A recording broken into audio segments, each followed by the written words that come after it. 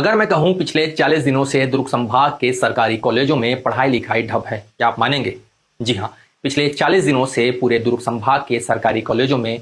अतिथि व्याख्याताओं की नियुक्ति ना होने की वजह से पढ़ाई लिखाई प्रभावित हो चुकी है। बच्चे कॉलेज जाते हैं और वापस आ जाते हैं, यानी कि जो विषय विशेषज्ञ के व्याख्याता वहां पर मौजूद थे अतिथि व्याख्याता के रूप में, उन्हें अभी तक यहाँ पर सरकार की ओर से नियुक्त नहीं किया गया है। नया सत्र 1 जुलाई से शुरू हो गया है और अभी 90 दिन की पढ़ाई होनी थी, लेकिन 90 दिन में पूरा 40 दिन जो है गुजर चुका है और अभी तक जो है अतिथि व्याख्याताओं की नियुक्ति नहीं कर पाई है सरकार।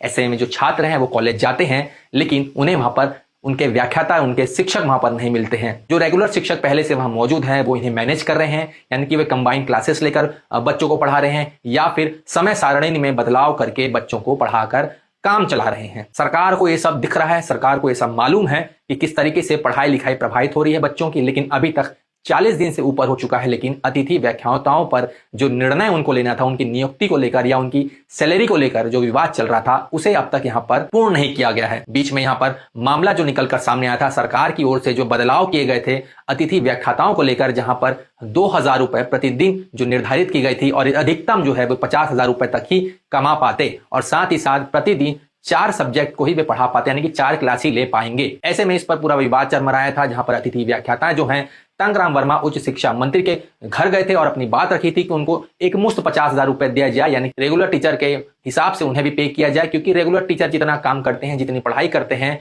उतना ही अतिथि व्याख्याता भी करते हैं, यानी कि उनसे ज्यादा भी बोल रहे थे कि अतिथि व्याख्याता काम करते हैं और क्लासेस लेते हैं। अब ऐसे में देखने वाली बात होगी कि सरकार अतिथि व्याख्याताओं की मांग को पूरा करती है या अपनी जो नियम है उसे लागू करती है। जो भी हो, फैसला सरकार का वो जल्द से जल्द होना चाहिए, क्योंकि कॉलेजों में जो है बच्चे वापस लौट रहे हैं, उनकी पढ़ाई लिखाई जो है वहां पर पूरी तरीके से प्रभावित हुई है और इस पर आने वाले 40 दिनों जो व्यर्थ हुए हैं उसे जो है बचे हुए दिनों में कवर करना पड़ेगा, यानी कि अतिरिक्त भार जो है अब जो शिक्षकों पर पड़ने वाला है, क्योंकि जो 40 दिनों का जो टाइम पीरियड था वो पूरा निकल चुका है और ऐसे में बच्चों को कोर्स पूरा कराने के लिए अब शिक्षक जो है वहां पर अतिरिक्त दबाव रखेंगे और उन पर भी यह दबाव रहेगा कि कोर्स जो है समय पर पूरा कराना होगा,